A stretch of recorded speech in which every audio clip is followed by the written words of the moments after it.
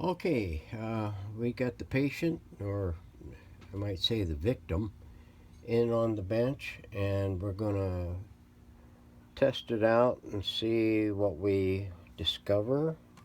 Let me take and reset my meter there. We're going to check the B plus. We're going to put it on the dim bulb. We're going to bring it up. I'm pushing about 118 volts now out of the isolation transformer. We're going to see how many amps she'll pull, milliamps. I'm going to bring it up on both bulbs. The antenna is still connected. I have gone through and checked the tubes, and two of them might be a little iffy, but it should still get something. Usually do, and when they're in the yellow range. But all the rest of the other ones check out really good. So it's going to be a matter of one of these components in here, or more than one of these components. So we're going to bring it up on the AM band and see if it makes a peep. Here we go.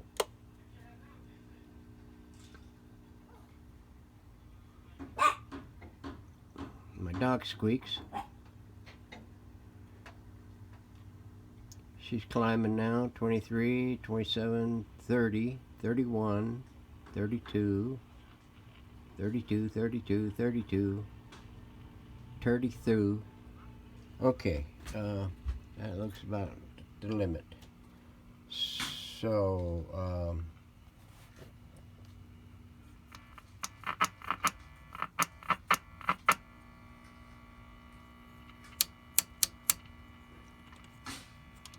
not getting anything.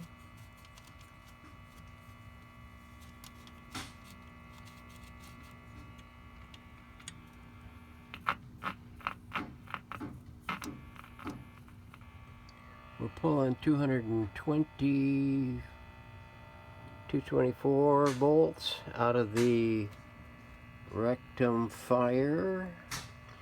I think it's rated. It shows on the sheet 225. So we're right there.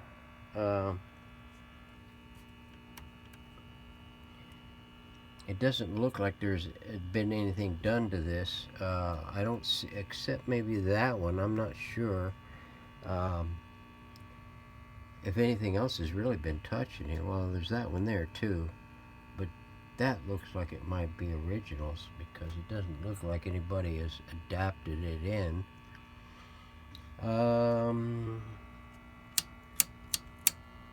We're getting a slight hum out of that thing.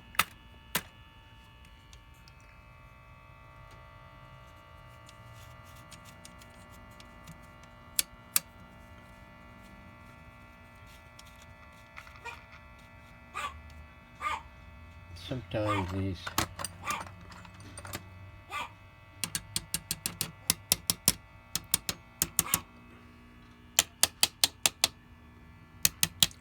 things could be a little touchy, especially with these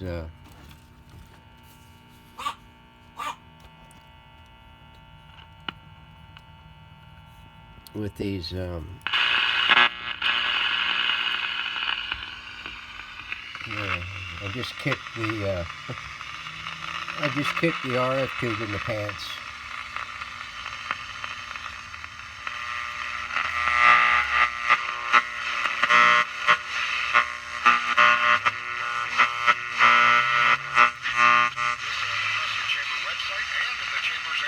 Hey,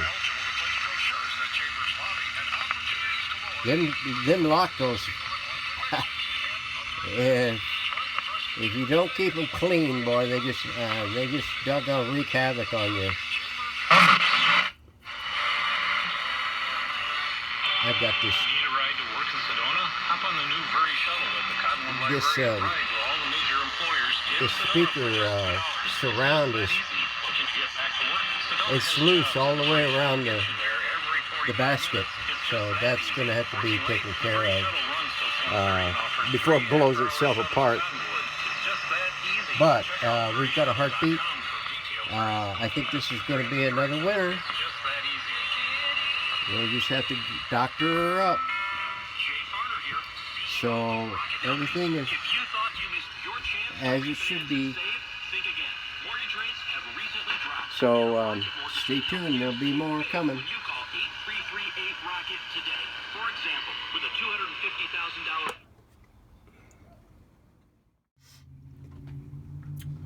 Okay, we got her all capped and everything, and we put everything back on the chassis once it's got cured up and finished. Got the antenna all hooked back in. We were going to give this thing a test, and she started screeching at me pretty good, and tried to do an adjustment to it. I thought maybe one of these wires might have been run in the wrong direction or run in the wrong position, and tried to get it cleared up, and got it for the most part, but wasn't getting very good reception out of it for some reason. It was dogging me, and no offense to the dogs, but it was just being uncooperative. And I nailed it down to a local spot in the chassis, and guess what? It was right there. If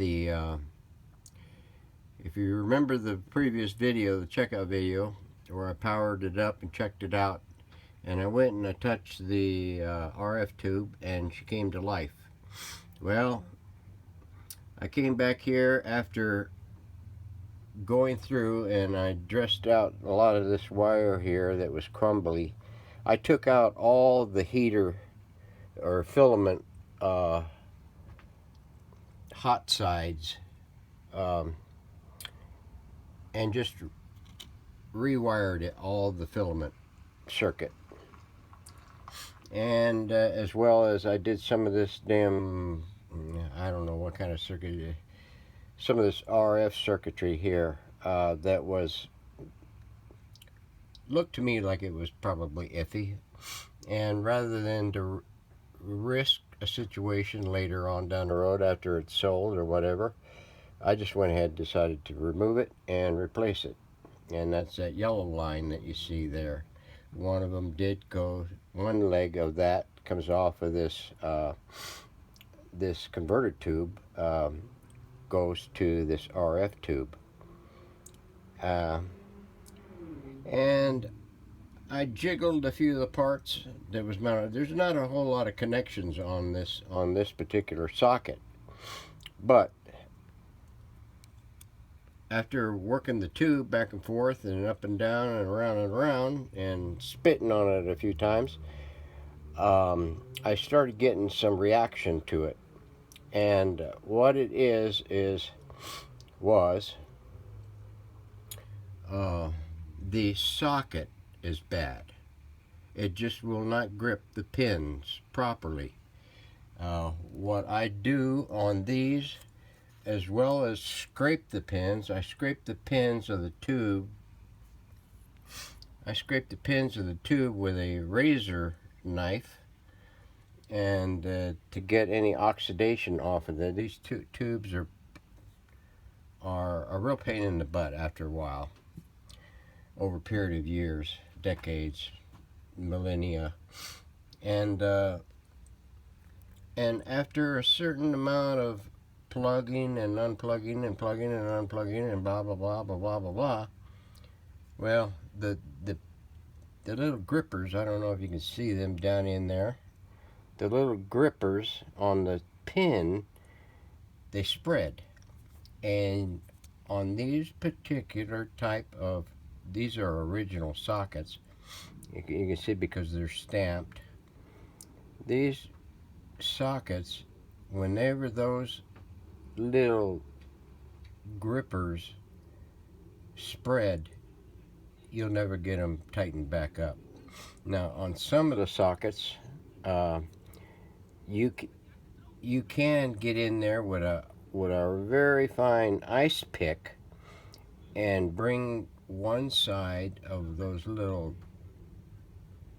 grippers back into position so that they will at least grip the tube pin. But and of course the center post that goes down into there, well, this is what locks. This is the locking mechanism of this lock toll. Oops.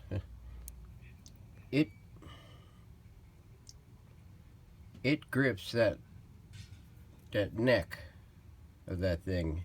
Some have tines on them like that pinch and snap into this groove, and others like this one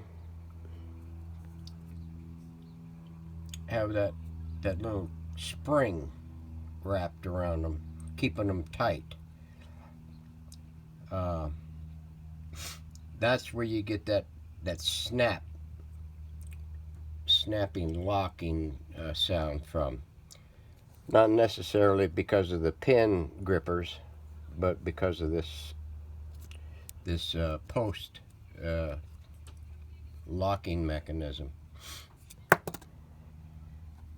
And so, having found that, I decided to yank that socket out of there.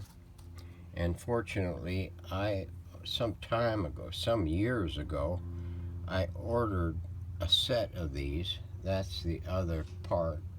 Like I say, I order in pairs, not in oranges or apples. And I'm going to replace it. So we'll be back after I get that accomplished and get the wire connections back onto the socket. So stay tuned.